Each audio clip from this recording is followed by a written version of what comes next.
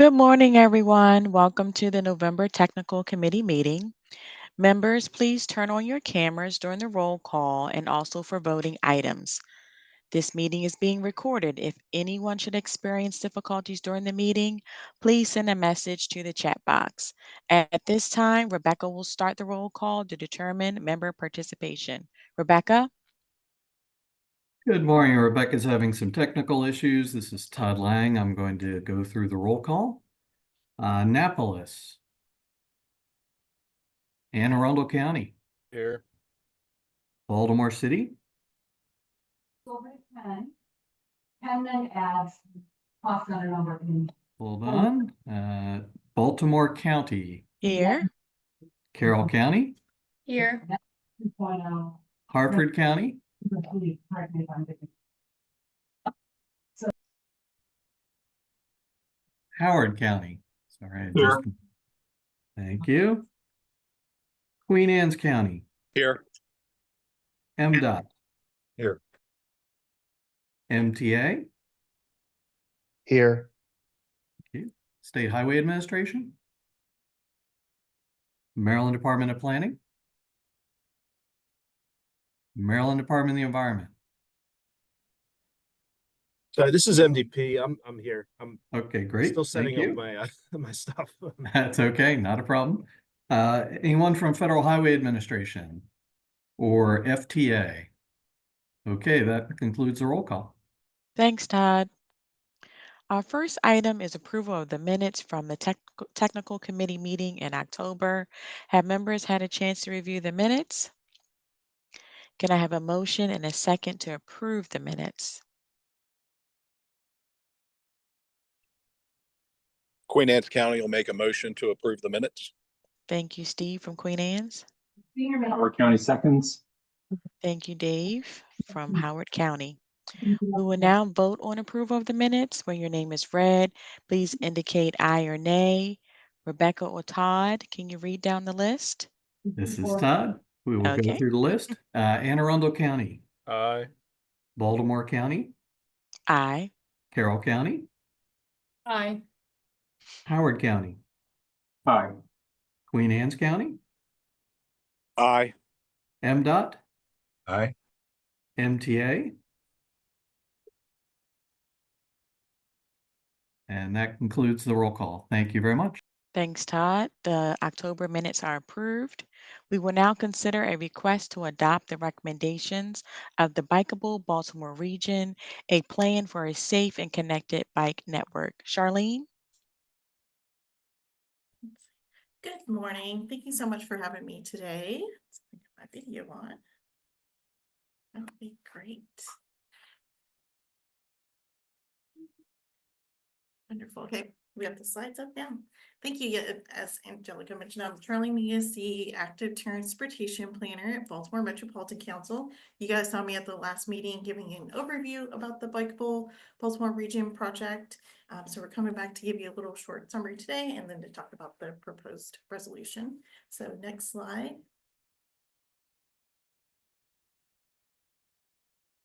There we go. Great. So the BBR network includes 330 miles of existing bikeways, 782 miles of planned bikeways, and 1,112 total bikeways. So a large interconnected network throughout the region. This would be implemented cooperatively with community, stakeholder, local, and regional state partners, with the locals, the state taking lead in advancing the network. So meaningful community engagement would be an essential part of designing and constructing any new bike lanes or paths. And obviously context matters as we have a diverse region going from urban areas to suburban and rural. And as network sections are considered for design or construction, project sponsors, whether that's the local jurisdictions or the state, will hold public meetings and comment periods to ensure plans best serve the community. So the BBR plan is a great roadmap that'll help us guide our work as we advance to create a connected regional network in the Baltimore area. So next slide. This is a map. Now it's a little hard to see because we have a nice big region and some of these details don't show up as well on these PDFs or presentations. But we've got a variety of facility types, as we mentioned before, going from regional bikeways, which are connecting across regionally, community bikeways that connect people to activity areas, and the local bikeways that connect people from their communities and neighborhoods up to that greater network. We also identified segments that, as they're currently planned or existing, would be categorized as high stress based on the Maryland bicycle level of traffic stress analysis that the state completed and that we incorporated here.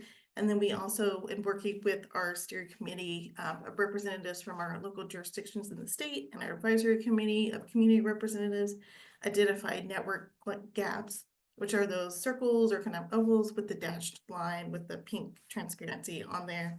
And those locations are areas where there are no existing or planned bike facilities or bikeways planned. And so those have been identified for further kind of investigation in the future. So next slide. The total annual benefits that are estimated from the full build out of the network is $121.9 million. These include environmental sustainability, quality of life benefits, economic competitiveness, and state of good repair. So next slide. A large part of the work was, after the network was identified, was prioritizing it, as we've got a lot of great work we've done so far in building it out, but there's work to go. So you have to figure out where investment priorities would go first. The planned projects in the network go from filling priority gaps, which were the short-term category. So these are projects that have a concept plan, feasibility study, design or construction underway. And then kind of a subcategory of that are the imminent projects that have the shortest timeline, and these have final design underway or construction, and those are expected to be the ones completed within 0 to 2 years. And then we have network expansion opportunities, and these were identified as high priority projects through prioritization scoring as completed as a part of this project that looked at short trip opportunity areas, building upon the works, the state's bicycle plan that they recently completed, access to transit, vulnerable communities, and a variety of other factors to help kind of prioritize and add points. These network expansion opportunities are expected to reach construction in 5 to 10 years. So they're about the medium term kind of project level. And then there's the full network build out, which are estimated to take about 10+ years to go to construction. So they're lower priority projects based on the scoring, and they don't have any feasibility studies or concept plans completed. As you can see there, then the bar chart kind of shows the miles for each of those, with filling priority gaps being 121 miles, network expansion opportunities 119, and the full network build out being 542 miles of bikeways. So next slide.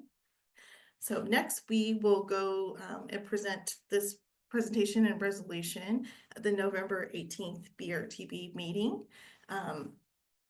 After that meeting, we can then release a digital version of the BBR plan, the project website, and a project story map that includes interactive maps to the public.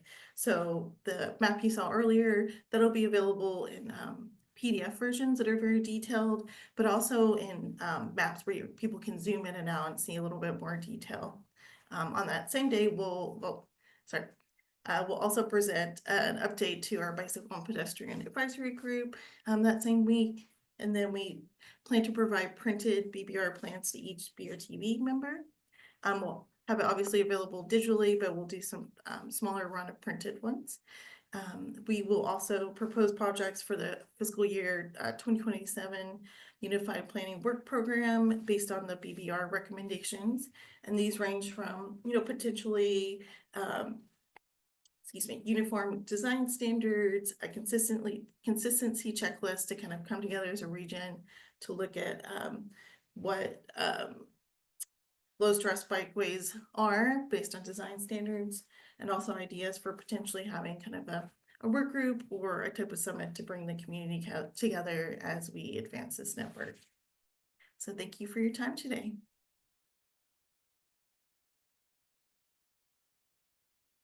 Thank you, Charlene. I now ask for a member to move for approval of Resolution 26-11 and then a second. This is Dan at MDOT. I'll recommend approval. Thank you, Dan.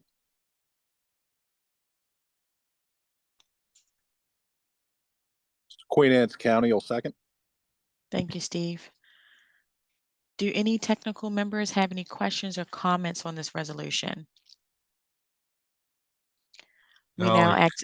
I just want to make a comment. I just can't wait to see the maps. Because I think as we look through our clearinghouse reviews at the state that we receive, it'll be an opportunity for us to try to identify, if there are any issues with any of those clearinghouse projects we review. And I'm sure the locals also have their own trails plans and other plans that they're meshing in with this, so that it's pretty accurate and in tune with what the local plans also envision. But thanks for sharing that. Yeah, great. Just one quick clarification, sorry. Excuse me, the BBR network only includes plant facilities that are from the local plans, so they should reflect those accurately. And then I know we're going to work with jurisdictions, as a couple of them are looking at updating their bike master plans. But yeah, we look forward to hearing any feedback, though, if there's any feedback about the network, as you see more detailed maps, or if you have any questions. Thank you. Thank you. Regina, are there any questions or comments from members of the public in the chat box?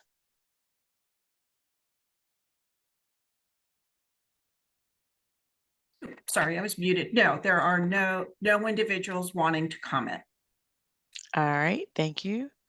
We will now vote on approval of the resolution to accept the Bikeable Baltimore region. When your name is read, please indicate aye or nay. Rebecca or Yeah. Todd? Anne Arundel County, Aye. Baltimore County, Aye. Carroll County, Aye. Harford County. Aye, I'm here now. Sorry, technical Yeah. issues. No problems. Howard County, Aye. Queen Anne's County, Aye. and MDOT. Aye. That concludes the vote. Thank you very much. Thank you. The resolution has passed. Now we will hear Resolution 26-12. We'll consider request to amend the TIP for 3 new SHA projects. Keith Kuchark will introduce the resolution. Keith? Yep, good morning and thank you. As mentioned, Resolution 26-12, MDOT SHA is requesting to add 3 new projects to the 2026 to 2029 TIP. The US 1 project from the Prince George's County line to Gorman Road will add shared use paths along US 1 in Howard County. The Sparrows Point Broning Highway interchange planning study will explore a full interchange at I-695 and Broning Highway. And the third project is the Anne Arundel County Trail Spurs and Connectors project, which will add missing trail segments to connect local schools. And all 3 of these projects were reviewed by the ICG and have been determined to be exempt according to the conformity rule.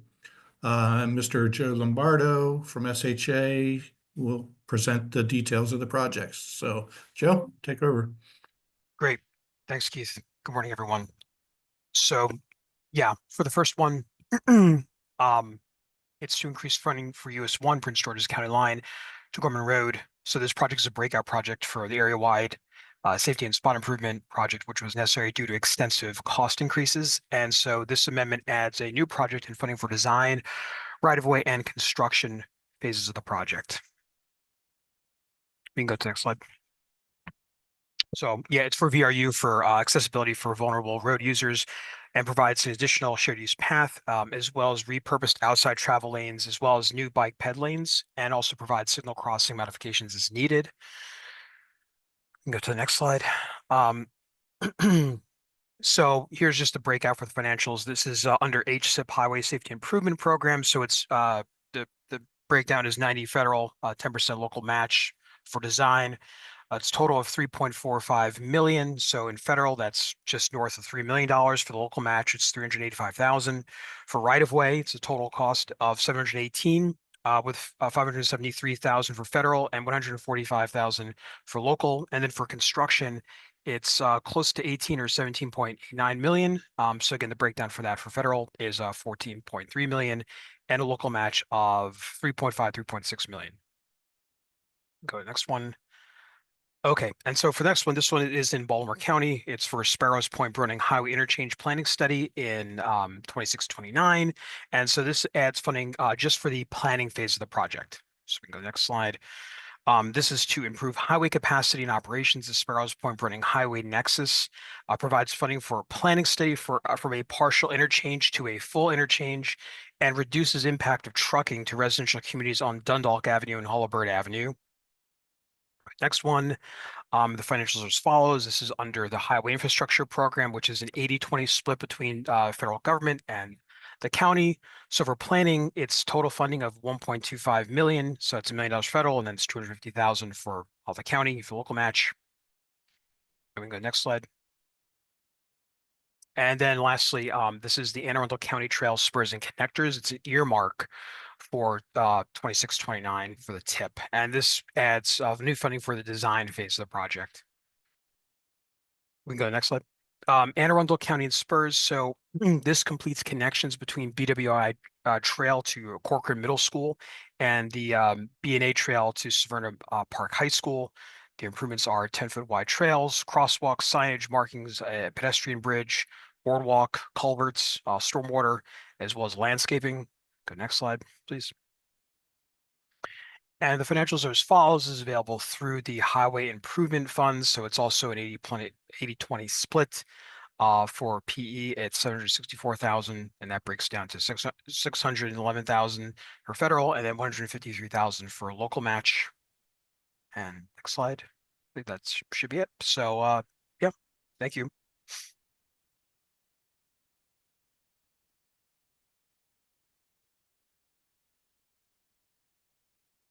If someone's talking, I can't hear, so my apologies. No problem. Thank you, Joe. Sure. I now ask for a member to approve the resolution in a second. Anne Arundel County will move approval. Thank you, Brian. Anne Arundel County. Howard County seconds. Thank you, Dave from Howard County. Do any technical committee members have any questions or comments regarding this resolution? We now ask if members of the public have any questions or comments in the chat box. Regina? No, there's no one with a question. Thank you. We will now vote on the approval of the resolution to amend the tip for 2 SHA projects. When your name is read, please indicate aye or nay. Todd? Anne Arundel County, Aye. Baltimore County, Aye. Carroll County, Aye. Harford County, Aye. Howard County, Aye. Queen Anne's County, Aye. and MDOT. Aye. The vote is concluded. Thank you. Thank you. The resolution has passed. We will now hear Resolution 26-13. We will consider request to amend the tip for 1 MTA project. This is to add funding for the seniors and individual with disabilities project. Keith and then Albert. Yep, thank you again, Angie. As Angie mentioned, in Resolution 26-13, MDOT MTA is requesting to amend the 2026 to 2029 tip for the seniors and individuals with disabilities project. This amendment will shift funds to the proper year of obligation. And again, this project was reviewed by the ICG and has been determined to be exempt according to the conformity rule. And then I'm just going to go ahead and turn this over to Albert for him to give you the project details. Thanks. Hey, everybody. Good to see you all. So yeah, as Keith mentioned, this is a project, MTA project that provides funding for transportation for seniors and individuals with disabilities. So this project provides capital and operating assistance to nonprofits who provide transportation services for older adults and individuals with disabilities. They're picked through a competitive selection process based upon the Baltimore Area Coordinated Public Transit Human Services Transportation Plan, which is a federally required plan. Overall, the program is intended to enhance mobility for seniors and individuals with disabilities by providing both capital and operating funds for programs to serve the special needs of transit-dependent populations that go beyond traditional public transportation services and the required ADA complementary paratransit services.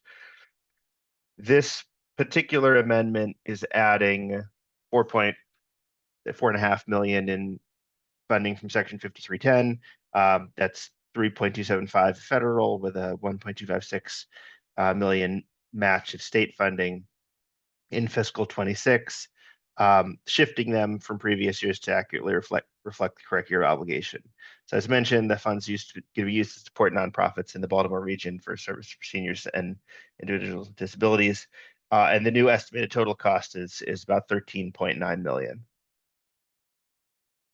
So this is the funding. Green highlights the new numbers. The next slide really is the summary. So as you can see, the amount that was original on the left, the new funding, and the totals on the right. And that's it. Pretty straightforward project. Happy to answer any questions. Thank you, Albert. I now ask for a member to move for approval of the resolution 26-13 and then a second.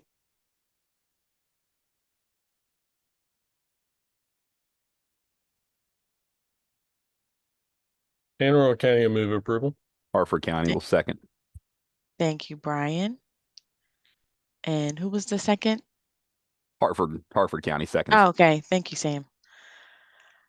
Do any technical members have any questions or comments regarding this resolution? We now ask if there are any questions or comments in the chat box. Regina? No, there are no requests to comment.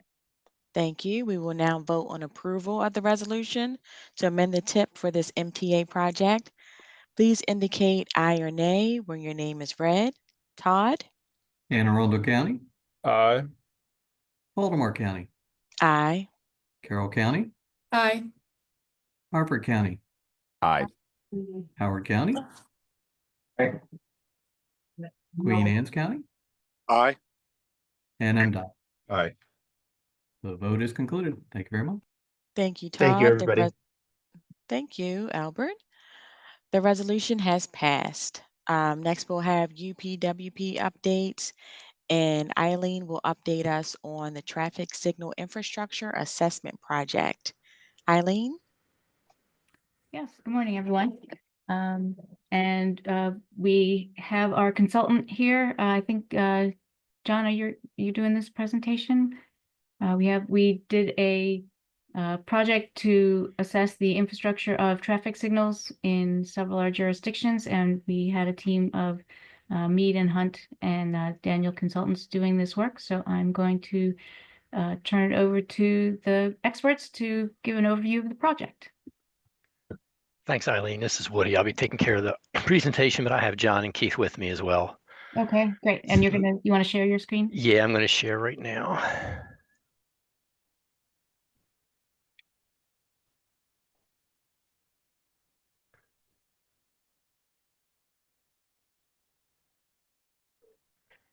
Okay, can everybody see my screen? We can see, yep. Okay. All right, so the agenda for today's presentation, I'm going to give a quick background and introduction on the project, talk about the state of the practice, which is essentially, we did a literature search and an agency peer review just to see what was going on in this area. We'll go over some of the common themes that we found in the inspection process. We'll talk about actually what the inspection process entails and then some of the conclusions we reached as part of this project. Background, it's pretty simple. This is the last thing that an agency that owns or maintains traffic signals wants to see. This actually happened several years ago in Montgomery County, Maryland, and was actually the precipitous for the first traffic signal condition assessment program that we're aware of in the Baltimore, Washington area. Essentially, Montgomery County had limited funding for traffic signal reconstruction, And they needed a way to A, prioritize their needs, and B, justify additional funding for the replacement of some of their aging traffic signals. They needed to develop basically a clear process to identify what their critical needs were so that they could justify that to the accounting folks in the county to get additional funding. Now, this was definitely an eye-opening experience for the county. There were a lot of things or issues that were found in the field that they weren't really aware of. Multiple locations needed immediate replacement. There were other locations that found had some significant structural issues. And in a few minutes, I'm actually going to show you a few pictures of those. They had a very thorough approach, basically 3 parts: inspection, rating, and then ranking. The ranking being the key part so that they could go back to their budgeting folks and request that additional money. It did successfully support additional justification for funding. They were able, from the process, they were able to develop a top 25 list of their traffic signals. And over a 5-year period, they were able to expand their traffic signal reconstruction program to rebuild an additional 5 locations per year. Once that information was kind of publicized, Howard County, Frederick County, and the city of Annapolis followed up with development of their own signal inspection programs. And they were also able to procure additional funding. As far as the introduction to this project, there's about 2,500 traffic signals in the Baltimore metropolitan area. The typical life expectancy of a traffic signal is around 30 years. So if you look at the Baltimore region, there's a lot of signals that have already exceeded that life expectancy. Annual preventive maintenance budgets, basically right now, the local jurisdictions are focusing on reactive maintenance, responding to immediate needs or emergencies.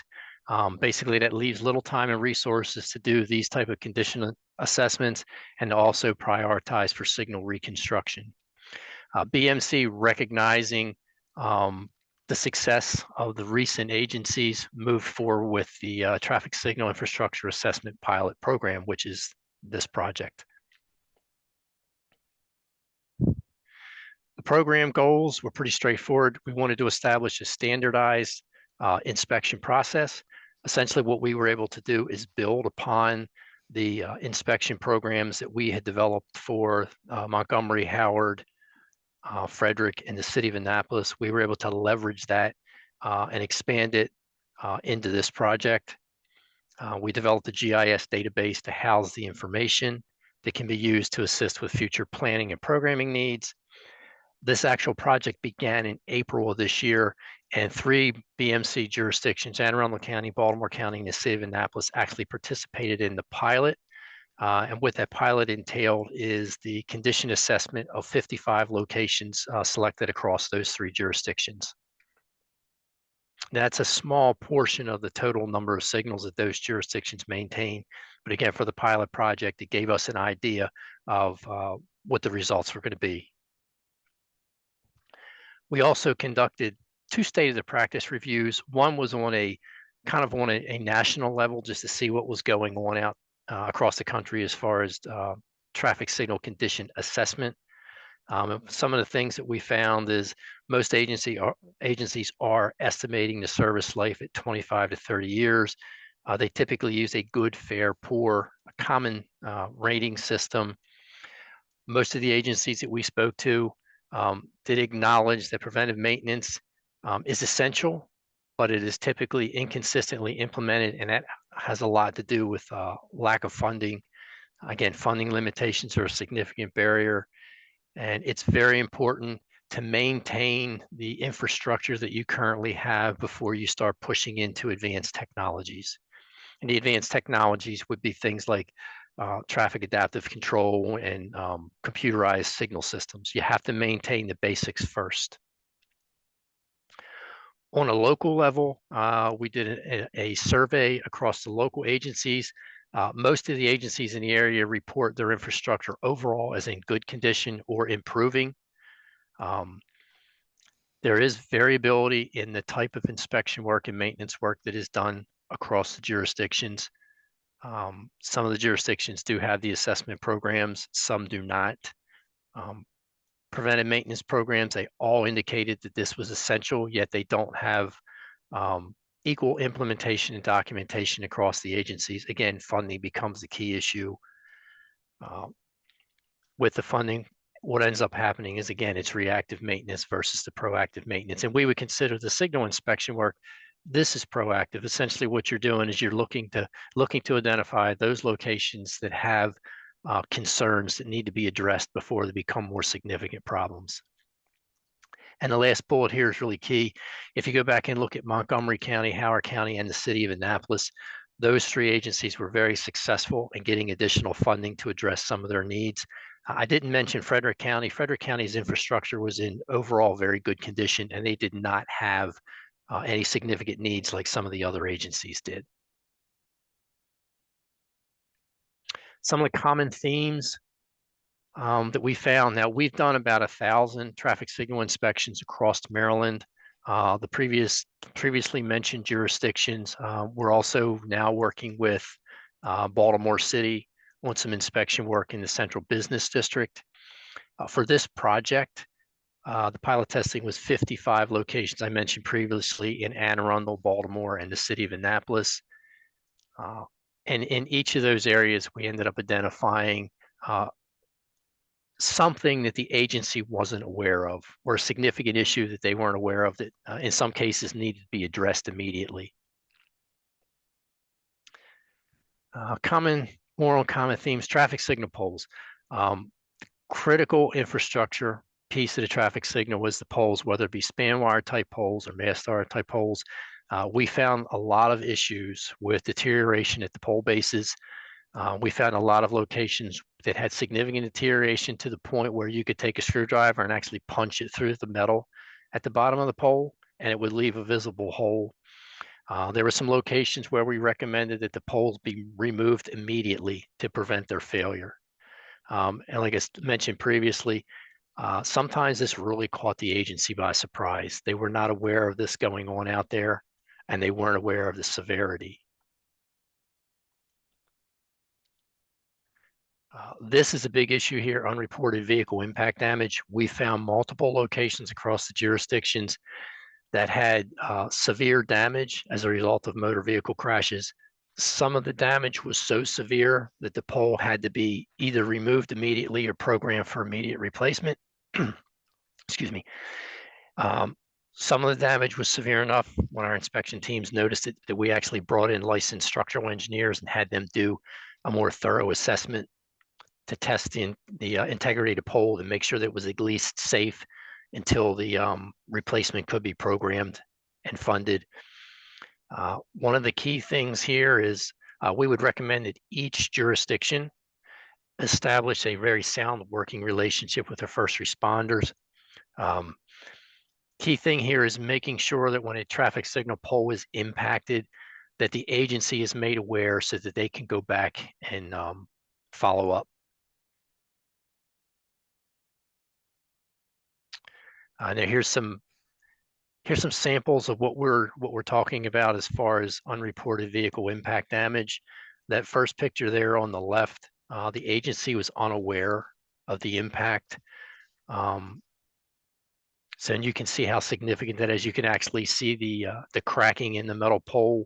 The inspectors were actually, for a visual, they could actually take a credit card and slip it into the crack in the metal.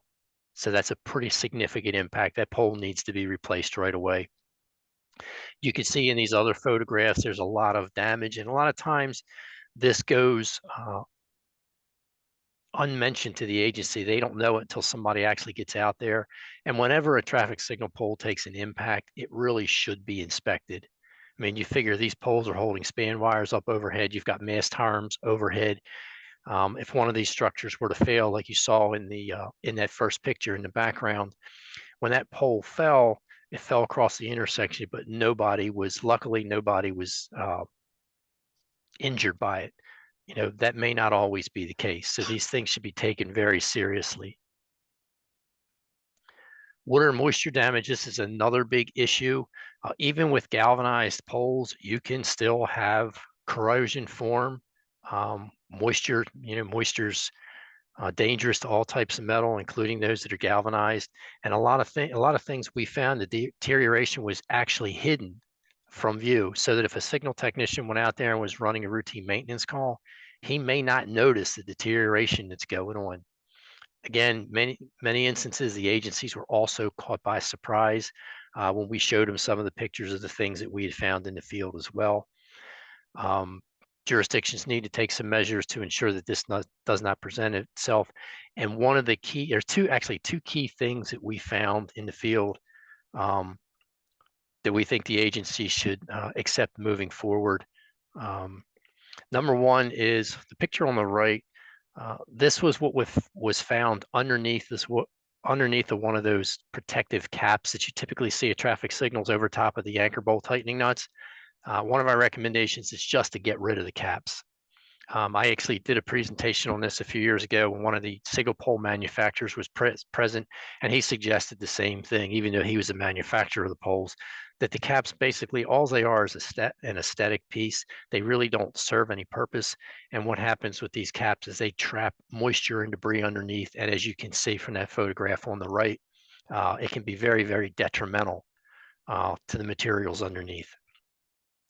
Picture on the left, buried pole bases was another big issue that we found. Whether the earth has shifted over time around the pole or whether some type of project has come in and they've done some grading work and they've graded around the base of the pole. But that pole, you can see on the bottom where we dug out around it, there's some significant rusting that's going on the base of that pole. And unfortunately, that pole was relatively new. Loose hardware was another big issue. This was common across all the jurisdictions, whether it was strain poles, mast arm poles, the mast arms themselves. We did find a lot of issues with loose tightening nuts. Vibration can cause these to loosen further, and then you end up with uneven load transfer, which can be damaging to the pole and could ultimately result in a failure over time. As you can see in these pictures, you can see the picture on the left in the red circles, you can see where we photographed from the ground. Things like these were brought to the agency's attention on a daily basis. You can see on the right, I mean, that tightening nut was really not that loose. I loosened it by hand just so I could send it to the technician at that agency so he didn't think I was bluffing. I wanted to show him how loose it was. But we found a lot of issues with loose anchor bolt tightening nuts.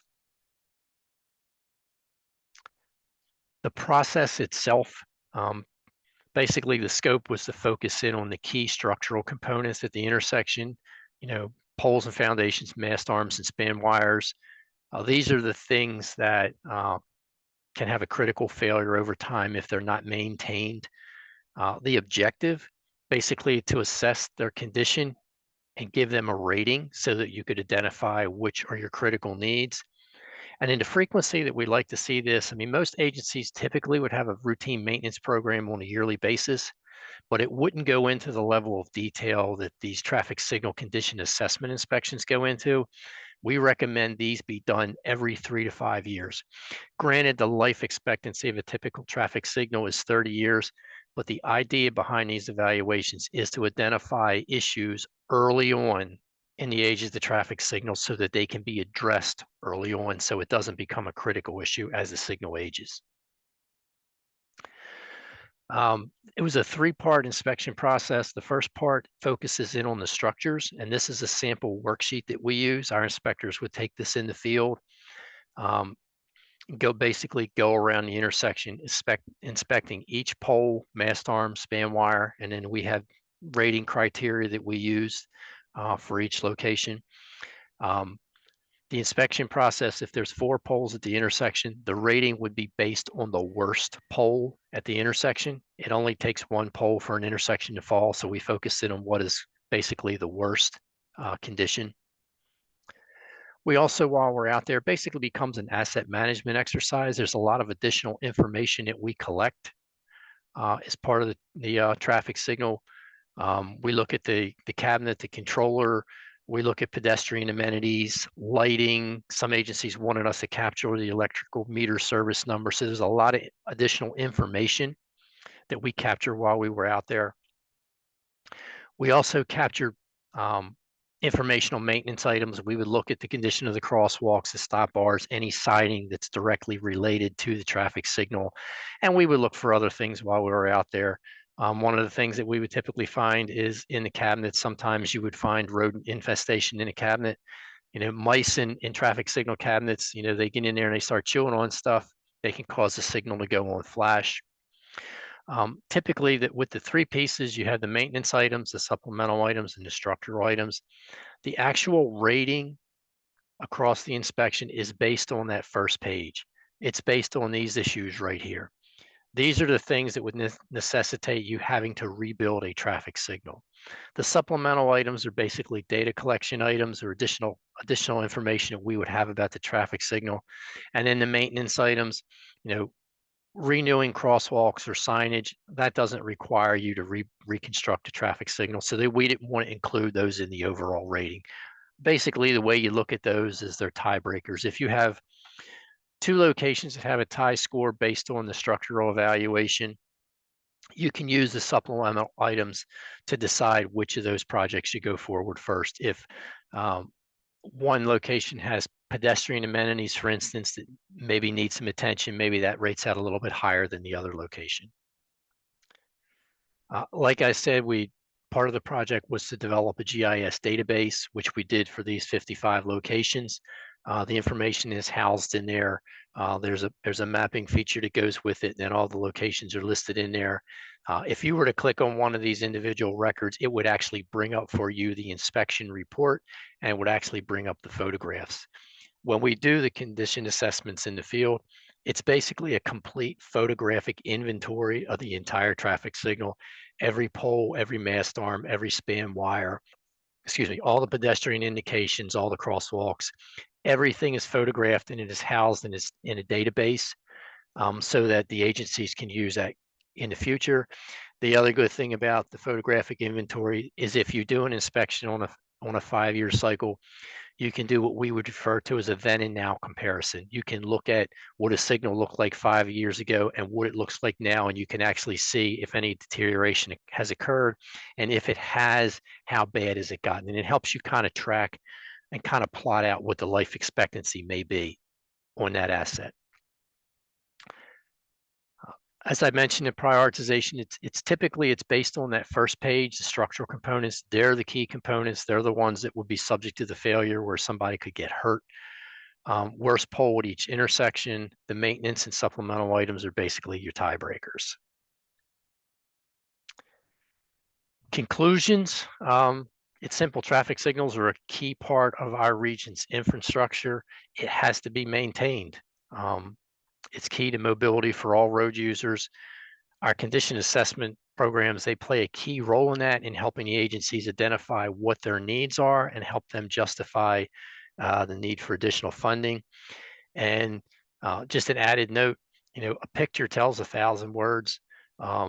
Those sample pictures are just a very, very small fraction of the pictures that we have from this project and from some of the other inspection work.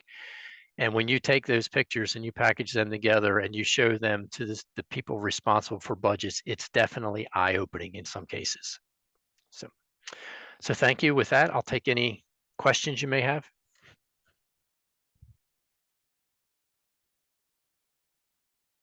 Thanks, Woody.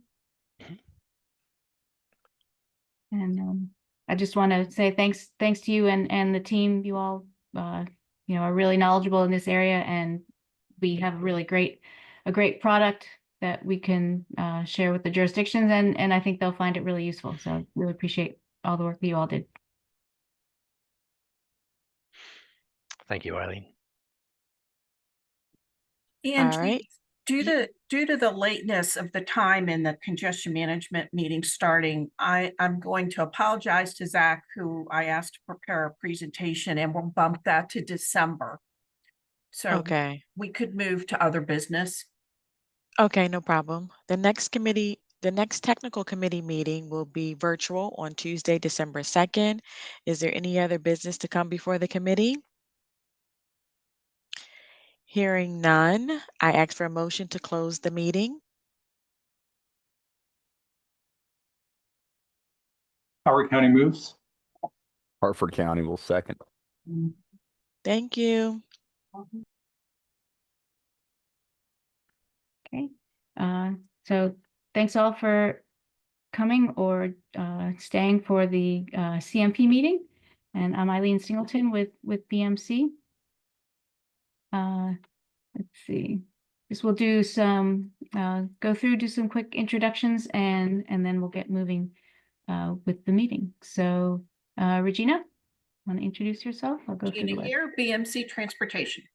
Thank you. Todd? Lang, Baltimore Metropolitan Council.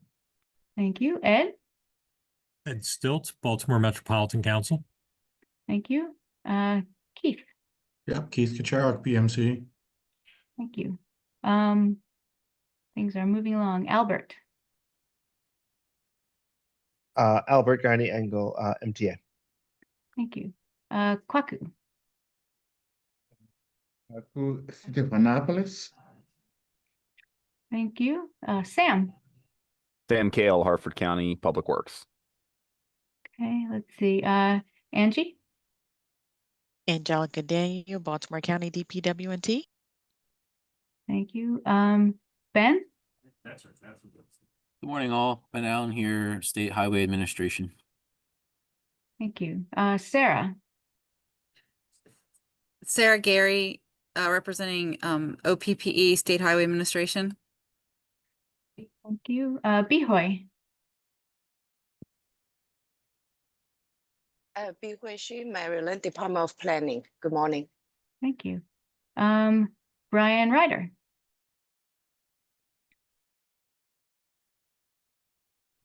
Hello. Hey, Brian. Hi. Another BMC staff person. Yeah. Brian Ulrich? Brian Ulrich, Anne Arundel County. Thank you. Brooks? Hi, Brooks Phelps, Maryland Department of Planning. Thank you. Cindy? Good morning, everybody. Cindy Birch, Safety Planner at BMC. Thank you. Claire? Morning, Claire Stewart, Carroll County Planning. Okay, thank you. Dan? Hi, Dan Janasek, Maryland Department of Transportation. Thank you. David? David Cookson, Howard County Office of Transportation. Yeah, thanks. Mariam? Hi, Mariam Sultan, Multimodal Planner at Baltimore Metropolitan Council. Thank you. Nice background. Very calming. Thank you. Matt? Hey, good morning, everyone. This is Matt Molinax with the Hagerstown Eastern Panhandle Metropolitan Planning Organization. Thank you. We'll be hearing from Matt shortly. Rahman? Good morning, Rahman, Travel Team and Modular BMC. Thank you. Rana? Rana Shams with State Highway. Thank you. Sean? Hey, it's Sean Kiernan, a regional planner with MDOT. Thank you. Tim?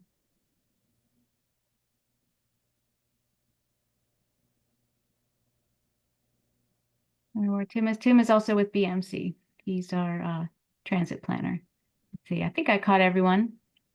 So thanks everyone for joining, and let's see. I will just I'll share my screen in a bit. So we need to approve the minutes from the June 3rd meeting. So everyone who's here is considered a member and can vote. So we need someone to make a motion and second approving the minutes from the June 3rd meeting.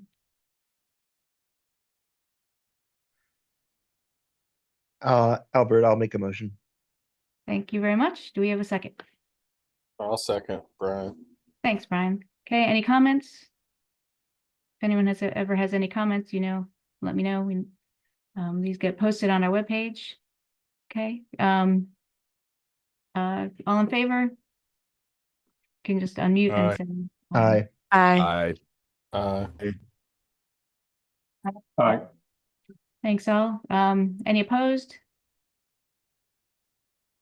Excellent.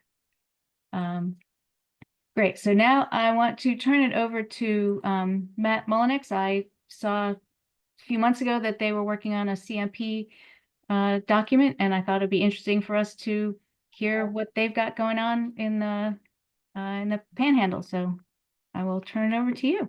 Thank you for joining, Matt. Yeah, thanks for having me, Eileen. Good morning, everyone.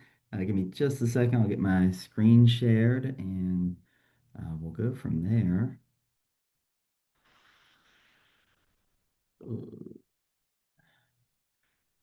So while Matt's doing that, he's the executive director of the Hagerstown Eastern Panhandle MPO. Yeah, thank you, Eileen. Yeah, good morning, everyone. So my name is Matt Mullenix. As Eileen said, I'm the executive director of the Hagerstown Eastern Panhandle Metropolitan Planning Organization.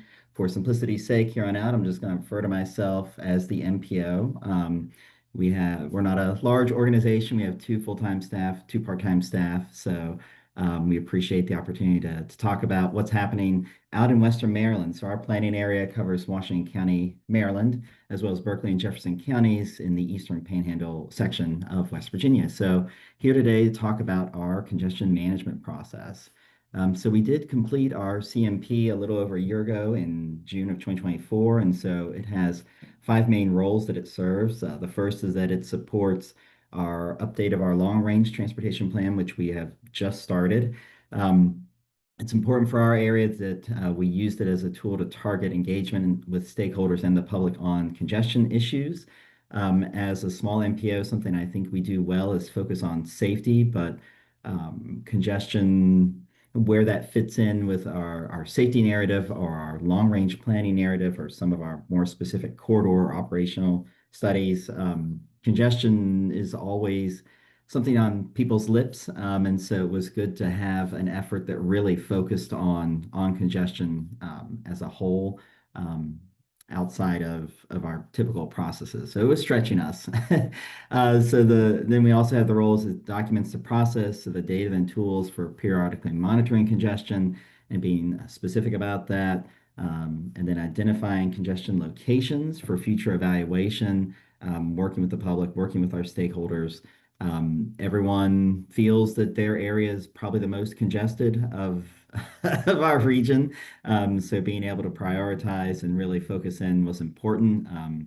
And then it sets the stage for coordination on strategies. As a small non-TMA MPO, we are not a direct recipient of, say, CMAQ funds or even carbon reduction program funds, although we can make recommendations on those. So we need to coordinate with our state, local, and federal partners on strategies for reducing congestion.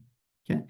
So I sent the presentation to Eileen that will get distributed to the committee, but within the presentation, there's links to our summary webpage. This is a story map that was produced using ArcGIS Online at the conclusion of our CMP that has all the information on here that I'm talking about. It sort of serves as an executive summary of the document and has a lot of little interactive maps and swiping tools, all kinds of fun things that we find that the public can easily access. And so I encourage those who want to dive deeper into it to go ahead and hit the summary webpage. It also includes a link to the larger CMP document. Okay.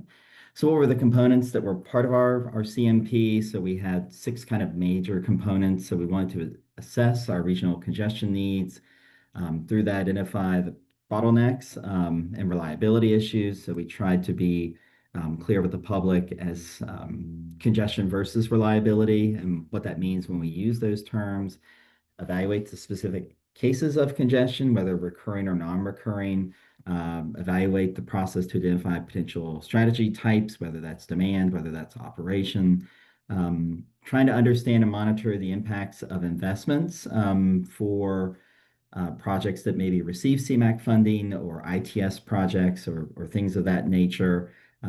Evaluation always seems to be one of the toughest components. I'm most excited personally as a planner when a plan starts, and I'm always ready to start the next planning effort, but evaluation is an important part of the process. And then all this provides info and criteria that supports the ongoing work of our transportation improvement program and our long-range transportation plan. So the focus of our CMP, highest level, was to include public involvement in evaluating congestion needs and strategies, evaluate the congested locations based on available vehicle travel time data. So using GPS vehicle travel time information, and then develop web-based mapping to better visualize available data. So again, it's an online data map repository for folks that they could go, and all meaningful GIS data that was either acquired or developed as part of the CMP is accessible to the public and to our partners.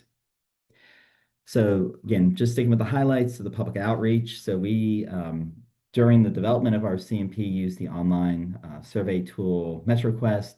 That's one of our go-to tools for hearing from the public. So we had part of the MetroQuest survey that involved multiple choice questions, open-ended questions, as well as a mapping component where people could drop areas where they experience congestion, where they have improvement ideas, and at different stages through the survey, folks who are taking it can literally just tell us anything that they want. They're uninhibited in the comments that they would provide and we would receive. So we had that survey out for 30 days. We received just about 300 completed survey responses that had a lot of congested areas identified and improvement ideas to suggest. Some of the key phrases that we heard through our comments was the desire for additional lanes and widening as a solution for congestion, discussions about AM and PM, rush hour peak periods, bottleneck situations, school traffic, which, in some areas, like in Berkeley County, West Virginia, the elementary and secondary education start times are staggered because of the amount of buses and bus drivers available in the fleet. And so there's a longer period of time than traditionally in more rural areas where there's only one bus run for all kids.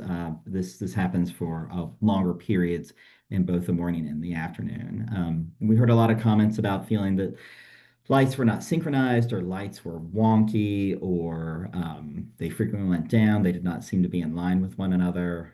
Access management is an ongoing issue in Washington County and in Berkeley and Jefferson's as we continue to experience strong residential, commercial, and industrial growth in various areas. Trucks were our areas bisected by Interstate 81 and Interstate 70. We have numerous warehouses, numerous distribution centers. We have manufacturing plants like Hitachi Rail, Procter & Gamble, Clorox, a bunch of others. And so there's a lot of trucks, and that leads sometimes to severe accidents at high speeds, which goes into where we see like detours from incident management, or right now we've had a number of crashes in one of our construction zones at the I-70, I-81 interchange.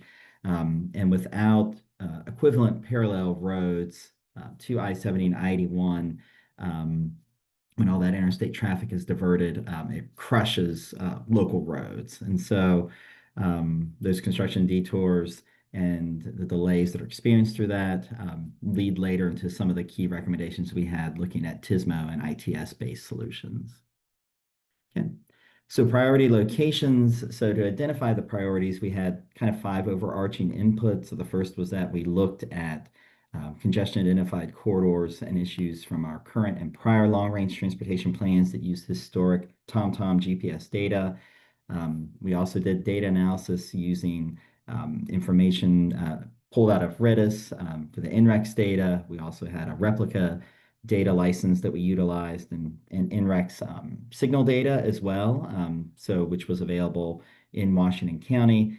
We also ran reports on the NPDES, the probe data for travel time index, planning time index, truck travel time reliability, all that information. I already mentioned the public comments. We also then did visual observations where, so the image that you see right here, this is at the intersection of Washington Street and Jonathan Street in Hagerstown. So this is the Washington County complex, this building that's right here. And right around the corner is the Washington County Transit Transfer Center. So we have a lot of issues about the buses. This is one of the frequent routes that the buses take to go back to the transfer center. And the left turn lane at this particular intersection is a little narrow. I think curb to white line, it's 8 feet, 9 feet if I'm being generous. And so the buses, they kind of give a little bit of a shy zone, and 2 lanes then are occupied. And so it just causes these congestion issues. So trying to identify specific bottlenecks like that. And then stakeholder insights, learning from and hearing from folks at OPMO, at CHART, at the district, and being able to incorporate that into some of our project recommendations. Yeah. I won't dwell on it too long, but we did identify priority corridors. We did identify priority intersections out of our model that we can back up with quantitative data as well as with the public comments. I mentioned earlier that data repository. This is that data repository. All this information can be downloaded. It's not showing. I probably clipped the image too short, but there is right over here. There's just over here off book. There's a data summary tab. You click on that, it brings up information about all the data sets, how they were created, metadata, where you can download it. That's built in as well to the presentation when you all get it. If you're interested, you can click on that data map link and it will take you right to it. So what were some of the strategy assessments? So I mentioned all the supporting data that we pulled. We also had a lot of safety information. We looked at incidents that don't involve personal injury, right? The 89s. And then over on the right, we talked about, or I mentioned earlier, the traffic signal analysis, looking at those movements through which intersections that have failing levels of service, and then using RIDIS tool, being able to pull travel time indices, planning time indices. That's a straight line diagram of Sharpsburg Pike off of I-70. And all that went into then being specific and intentional about the strategies that we identified from which toolbox, whether that was a demand management strategy that looked at changing modes of transportation, ride sharing, carpooling, et cetera, or if it was an operational strategy where it might require consideration of access management, increasing capacity, TSMO, ITS solutions, et cetera. And so for all the priority corridors and the priority intersections we identified, we put together, you see it kind of over here on the left, what we called our congested corridor profile. And this was actually linked into the data map that I showed earlier. So if someone from the public clicks on one of those highlighted corridors or intersections, they get one of these pop-ups that gives some general information about the corridor, some of the issues that are seen and what the initial strategies are to evaluate with partners to improve congestion. So monitoring our investments, just to kind of round it out, this was one of the major projects that we highlighted as an example of how congestion has been successfully reduced in our region. Now, this is in Berkeley County, West Virginia. So I apologize for the West Virginia project highlight. But the situation here, if you look at this Google Map inset, Interstate 81 was built in the mid to late 70s through here. This used to be the main east-west through the Inwood area. And when I-81 was built, we now have a dogleg here that involves West Virginia 51 and US Route 11. And so they have been talking about a bypass for a number of years to get around this dogleg section. West Virginia DOT decided that in addition to building this bypass, they kind of saw it as being pointless to build it if all the intersections between here and there were failing. So that led to the installation of not only a bypass, but 6 dual lane roundabouts, including the interstate off ramps at exit 5 on I-81, all the way heading east to West Virginia 51 and continuing on to Charlestown. And so this is an image of what part of it looks like, one section that's been completed, and then using the historic GPS data, we were able to show, you can see this is the main line, right? All these side streets experience congestion prior to the project of people just trying to get around and sneak around to get to different intersections and different back ways to get to where they were going. And so we had the prior data, then we had what was going on during construction, and then after completion, once the project was open and punch list, we could show it was an operational success. So that was a strategy that involved numerous intersection improvements along a corridor, as well as a small bypass to get around it. One of the things for the future steps as we continue to update our CMP and evaluate ongoing projects. Recently, SHA completed the first adaptive signal project in our area on US 40 on the dual highway, which is a 4-lane divided highway between downtown Hagerstown and Interstate 70 on the east side. So we're very curious to see how those 4 adaptive signals, that signal system is functioning as it relates to not only ongoing traffic, but traffic growth, forecasted growth, and as well as incident management. US 40 is one of the main east-west bypasses or detour routes that's used for any incident. I-81, pretty much between mile marker 4 to mile marker 12, you're using US 40. So I'm very interested to see how that signal project is working. So again, future steps. I don't know if I mentioned at the beginning. Oh, I did say we were on non-TMA MPO. Sorry, it's hard. I don't get to see everybody's faces, so I'm used to kind of feeding off folks and being like, yes, I see comprehension. No, I'm talking too fast. So I apologize for all the times I reiterated myself and apologize during the presentation. But that's going to wrap it up for me. And so I'm happy to answer any questions or talk about the work that we did any further. So thank you all. Thanks, Matt. That was informative. It's always nice to hear what our co-MPOs in the state are doing. I thought of a couple questions, but I'll open it up first to see if anyone else has any questions for Matt.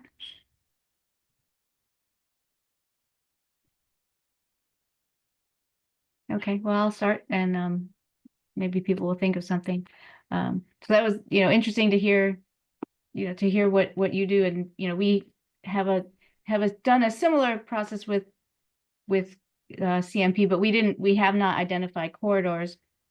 And so are you, when you develop those corridors, I was wondering, you got all the information from the public. I'm wondering were there any areas that the public identified for congestion that you all hadn't realized, or like how is that information from the public able to be incorporated?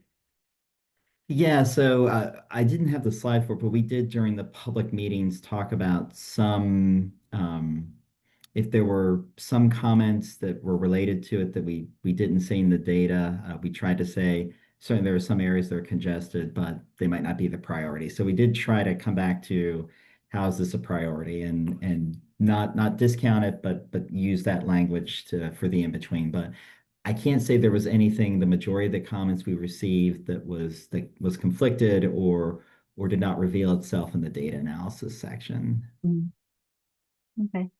I think it's always good though for people to feel like they have a voice and being listened to, and especially if they have an issue that then they see a project for. That's always good. Yeah, absolutely.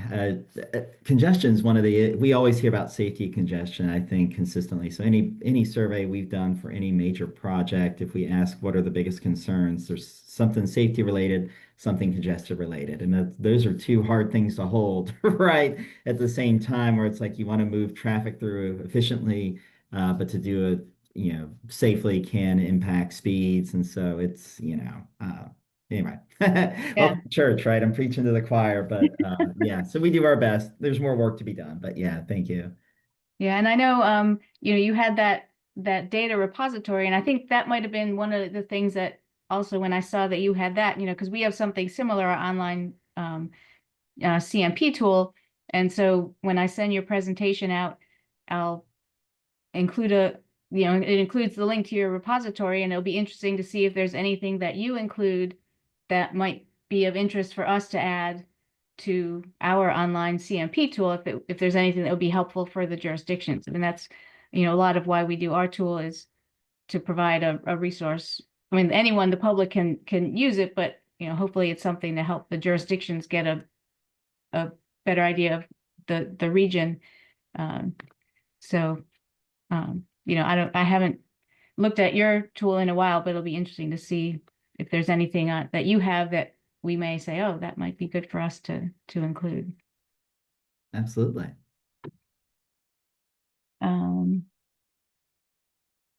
Let's see. And I guess, so when you're doing your priority letter, I guess how did the CMP, your work, inform? Yeah, so we provided the information. A lot of it supplemented ongoing priorities that are in our letter. So Sean Kiernan's on the call. So like we're gonna talk about ID1, right, and I-70, and these are really big capacity adding projects that have legitimate congestion, legitimate I think I-81 has a truck related crash rate that's 3 times higher than the state average. And so I-81 in particular has, I want to say, let's see, so we have 12 linear miles and we have 9 interchanges. So I don't think Wow. I-81 would be built to those standards today. So just there's a lot of nuance there. So for us and for like Washington County and the city of Hagerstown, it buttresses a lot of their not arguments, that's the wrong term, but their priorities in the CTP letters. And I guess since you're a bi-state MPO, so that must be different. I imagine West Virginia probably has a different process that you have to. Yeah, there's no the General Assembly has not set up something in West Virginia like the tour. That's something I bring up frequently. Of course, West Virginia has 55 counties, and so that's always they do district level meetings, but each of the 11 districts in the state has somewhere between 10 to 11 counties in it. And so that comes with its own concern. And when it comes to congestion management, our 2 areas, our 2 states in our region are separated by the Potomac River, and so it's there are 5 bridges, right? So 522, 11, 81, Route 480, and 340. Those would be the ones we would focus on, right? How do you get people across, move them across well? And again, if you're widening or doing things like that, those are really big, expensive projects. Yeah. Well, good luck to you navigating the bi-state. I always, whenever we hear from, like COG or, now you hearing about dealing with multiple states, it is sometimes nice to feel like, okay, well, at least we're just dealing with Maryland and things are consistent. Yes. Yeah. It's it's like we use the same ball for the same sport, but the rules are just slightly different. So yeah. Yeah. Okay. Well, does anyone else have any other comments or questions for Matt?